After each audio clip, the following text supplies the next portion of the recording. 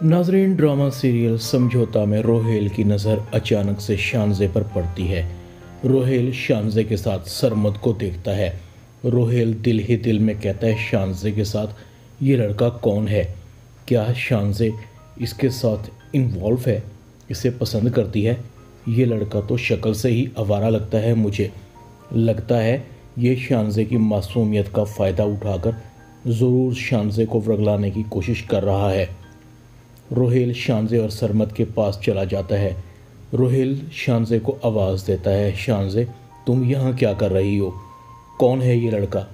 शानजे कहती है, रोहेल ये सरमद है, यूनिवर्सिटी में मेरे साथ पढ़ता है। रोहेल कहता है, यूनिवर्सिटी में साथ पढ़ने का मतलब ये नहीं कि तुम इस तरह से आज़ादी के साथ इसके साथ पूरा शहर घूमती फिरो।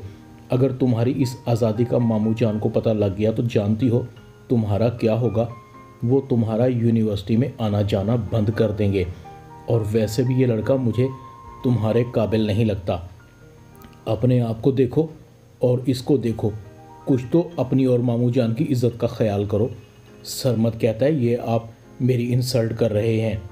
मैं चुपचाप तुम्हारी बातें सुन रहा हूँ, इसका मतलब ये नहीं कि मैं तुम्हें जवाब नहीं दे सकता। मुझे शानजे की इज़्ज़त बहुत अजीज़ है, वरना मैं यहाँ अच्छा खासा तमाशा लगा सकता हूँ। बेहतर है कि आप अपनी हद में रहें। शानजे कहती है, सरमद तुम खामोश रहो, मैं बात कर रही हूँ ना। रोहेल कहता है, शानजे तुम अभी और इसी वक्त मेरे साथ चलो। शानजे रोहेल के साथ घर आ जाती है। रोहेल कहता है, ये वही लड़का है ना जिसे अलीज़े भाभी तुम्हारे साथ पहले भी देख चुकी हैं। रोहेल कहता है, देखो शानजे, सब घर वाले तुमसे मोहब्बत करते हैं, मगर इसका मतलब ये नहीं कि तुम्हें बिल्कुल आज़ादी मिल गई है। शानजे कहती है, बस बहुत हो गया, बहुत सुन ली मैंने तुम्हारी बकवास, इससे आगे एक लफ्ज़ नहीं। ये मेरी ज़िंदगी है और तुम कौन होते हो मुझ पर एतराज़ करने वाले? अगर तुम यहाँ रहते हो तो इसका मतलब ये नहीं कि तुम्हें मेरी पसंद नापसंद पर कदगन लगाने का अख्तियार मिल गया है। इतने में नरगिस भी आ जाती है। क्या हुआ रोहेल? शानजे कहती है, लोग एक और आ गई तुम्हारी साइड लेने वाली। शानजे नरगिस को घूरती हुई सीढ़ियों पर चढ़ना शुरू हो जाती है। पापा ने सारे घर को रेस्टोरेंट बना दिया है, जो आता है मुझ पर हुक्म चलाता है। दूसरी तरफ सरमद कहता है, इस रोहेल के बच्चे को तो मैं देख लूँगा, इसने मुझे समझ क्या रखा है, इससे तो मैं अपनी इंसल्ट का बदला लेकर रहूँगा। सरमद अपने घर आ जाता है। घर में कुछ है खाने को? किसी को मेरा एहसास है कि नहीं? सरमद की बहन कुबरा कहती है, तुम इस घर के फर्द लगो तब ना, तुम्हें इस घर की कोई फिक्र तो हो। सरमद कहता है, मैं तुम्हारी बातें सुनने नहीं आया, घर में खाना है तो मुझे दो।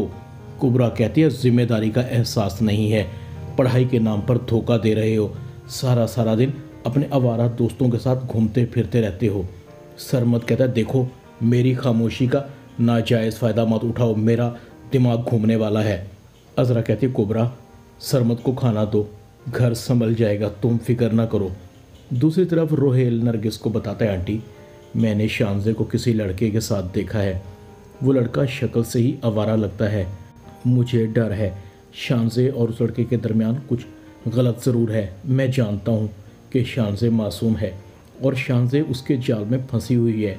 ऐसा ना हो कि शानजे की किसी गलती का फ़ायदा उठाकर वो इसको ब्लैकमेल करने लगे। मुझे मामू को शानजे के बारे में बताना होगा। दूसरी तरफ महरीन कहती है, ज़ुहैब असद भाई का कारोबार पर असर रसूख बढ़ता जा रहा है। तुम्हें पता है कि असद भाई ने अलीज़े को एक और न्यू गाड़ी ख़रीद कर दी है। हमें भी अपनी फैमिली पर तवज्जो देनी चाहिए और असद भाई का भी रास्ता रोकना चाहिए। आप अबू से बात करें कि सारी जायदाद और कारोबार में हमें बराबरी की बुनियाद पर तकसीम कर दें। दूसरी तरफ अलीज़े कहती है, असद अब तो ज़ुहैब ने पर निकालना शुरू कर दिए हैं, तुम्हें अंकल से बात करनी चाहिए। आखिर दिन रात तुम काम करते हो, मैं तो कहती हूँ तुम अपने नाम से अलग कंपनी बना लो, यही वक्त है। और हाँ, अब आपको बता दूँ कि नरगिस आंटी ने भी पर निकालना शुरू कर दिए हैं। अब तो अंकल भी आंटी का बहुत ख्याल रखते हैं, उनके खिलाफ एक लफ्ज़ भी नहीं सुन सकते। मैं तो सोच भी नहीं सकती थी मुनज़्ज़ा आंटी के मरने के बाद अंकल इतनी आसानी से भूल जाएंगे। दूसरी तरफ शानजे भी किसी ऐसे लड़के को पसंद करती है जिसका स्टेटस हमारी फैमिली से बिल्कुल भी मुताबिकत नहीं रखता। नरगिस भी वकार को कहती है, वकार आप दफ्तर को देखें, बच्चे ना समझ हैं, कारोबार को अच्छी तरह डील नहीं कर सकते, आप कारोबार की ऊंच नीच को समझते हैं। इस तरह से दोनों भाइयों के दरमियान एक दूसरे के खिलाफ वसवसे भी ख़त्म हो जाएंगे। वकार कहता है, हाँ तुम ठीक कह रही हो, मुझे ऑफिस जाना चाहिए, मगर अब दफ्तर में तुम्हारे बगैर मेरा दिल नहीं लगेगा। मैं तो कहता हूँ कि तुम भी मेरे साथ चलो, तुम्हारा भी दिल बहल जाएगा और मेरा भी। नरगिस कहती है, वकार मैं भला वहाँ जाकर क्या करूँगी, मैं दफ्तरी मामूलात को तो नहीं समझ सकती ना, और फिर ज़ुहैब और असद क्या समझेंगे। वकार कहता है, नहीं नहीं, ये मेरी शर्त है, मैंने कह दिया तो समझो कह दिया, तुम मेरे साथ चल रही हो। वकार तैयार होता है। वकार कहता है, नरगिस तुम भी जल्दी से तैयार हो जाओ। असद कहता है, बाबा कहीं जाने की तैयारी है। वकार कहता है, हाँ आज से मैं दफ्तर जाया करूँगा और तुम्हारी नरगिस आंटी भी आज से मेरे साथ होंगी। असद और ज़ुहैब एक दूसरे की तरफ देख रहे थे। महरीन और अली से भी एक दूसरे की शक्लों को तक रही थी। नरगिस ने उनकी सल्तनत पर जैसे कब्ज़ा कर लिया हो। वकार और नरगिस गाड़ी में बैठकर दफ्तर चले जाते हैं। अली से कहती है, ये नरगिस आंटी तो बहुत चालाक निकली। महरीन कहती है, मैं तो सोच भी नहीं सकती थी कि नरगिस आंटी ऐसी निकलेंगी। अभी भी वक्त है, तुम दोनों भाई नरगिस आंटी का रास्ता रोको, वरना तुम दोनों के हाथ कुछ नहीं आएगा। ऐसा ना हो कि वकार अंकल अपना सब कुछ नरगिस आंटी के नाम कर दें। असद कहता है, बस बहुत हो गया, हमें पापा से बात करनी होगी, हमें हमारा हिस्सा देना होगा। अब हम अपना अलग कारोबार करेंगे। दफ्तर में हमारी इज्जत क्या रह जाएगी जब हर फाइल अब्बू और नरगिस आंटी फाइनल करेंगे। हमारे होते हुए ये नहीं हो सकता। अली से कहती है, तुम्हें तो नरगिस आंटी के हाथ का पका हुआ खाना बहुत पसंद था, अब भुग दो।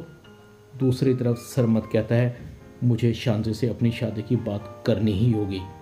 सरमद शांजे को फ़ोन करता है। शांजे कहती है, तुमने मुझे फ़ोन क्यों किया। सरमद कहता है, क्यों डरती हो, और अब हम क्यों छुप छुप कर मिलते हैं। अब हमें सबको बताना चाहिए कि हम एक होना चाहते हैं। अगर मेरी शादी तुमसे ना हुई तो मैं मर जाऊंगा।